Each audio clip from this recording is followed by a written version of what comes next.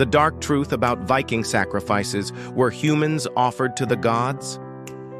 They prayed to Odin. They feared Ragnarök, and when the crops failed or a king died, they made an offering.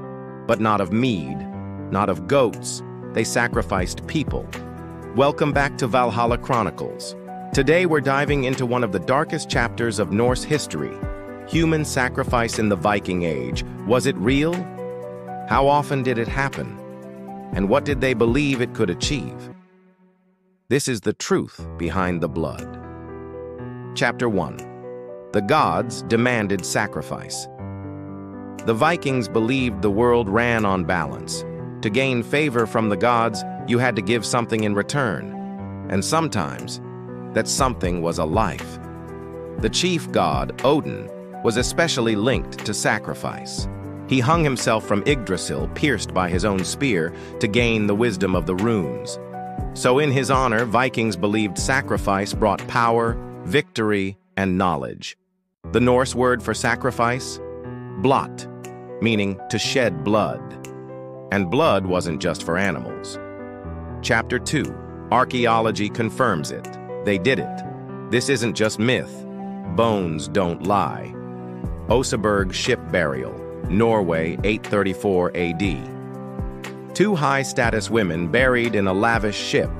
With them, 14 slaughtered horses, 6 dogs, 2 oxen, and 2 young men. Forensic analysis shows the men were strangled and possibly drugged. Likely servants, sacrificed to serve them in the afterlife. Tollund man, Denmark. Not Viking, but from earlier Germanic tradition, shows the roots. A man hanged with a leather noose, body perfectly preserved in a bog. His face is peaceful, like a ritual offering. Sacrificial wells at Lejre, Denmark. Dozens of bodies, men, women, even children, thrown into wells. Many with head wounds or bound hands, dated to Viking age. Likely war captives or slaves offered to the gods. These weren't murders. They were rituals. Chapter 3. The Great Temple of Uppsala, a house of hanging bodies. The most shocking account comes from Adam of Bremen, a 11th century Christian chronicler. He visited Uppsala, Sweden, the most sacred Norse temple. He wrote, "There is a great tree next to the temple, and from it hangs the body of every creature they sacrifice. Men, dogs, horses. The branches are so heavy with corpses, the stench is unbearable." Every 9 years, kings and chieftains gathered for a great blot. They sacrificed 9 males of every creature, including humans' bodies left to rot, an offering to Odin, Thor, and Frey. Scholars debate how accurate Adam was. He was Christian, so he may have exaggerated. But archaeologists have found mass graves near Uppsala. And no animal bones, only human. Why? Because only humans were worthy of the gods. Chapter 4. Slaves, prisoners, and the wall of spears. In war, Vikings didn't just kill enemies. Sometimes they ritualized their deaths. The blood eagle, a legendary execution where the victim's ribs were pulled out like wings, said to be performed on King Ella of Northumbria by Ragnar's sons. Was it real? Debated.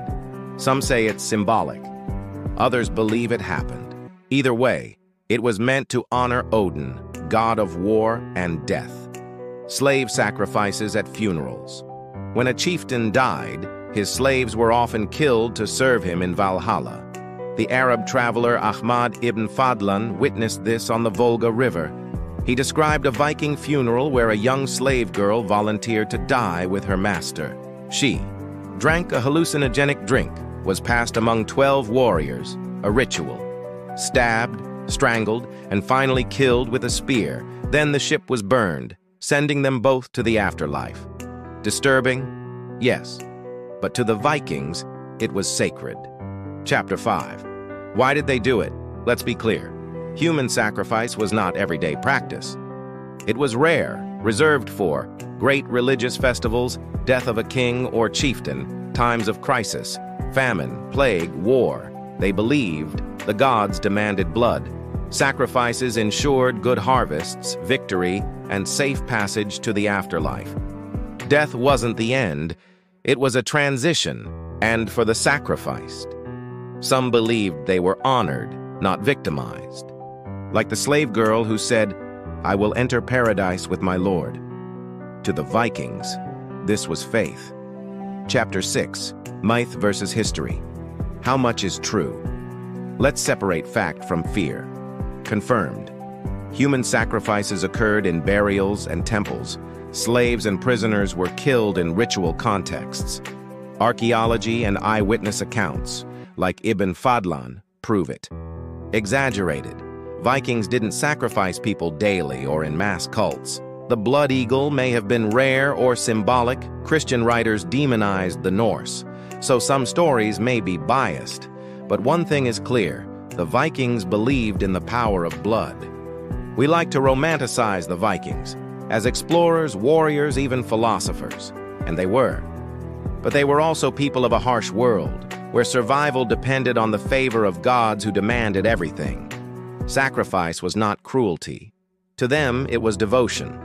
And in the silence of a burial mound, or the wind through a tree of hanging bodies, you can still feel the weight of their beliefs. If this video shocked you, smash that like button. It tells YouTube to show this to more history lovers. Subscribe so you don't miss next week's video. The Secret Life of Viking Women, Power, Freedom, and War. Ring the bell, because the truth is coming. Comment below, was human sacrifice justified in Viking religion, or was it pure brutality? And what Viking ritual shocks you the most? Until next time, walk bravely. Skål!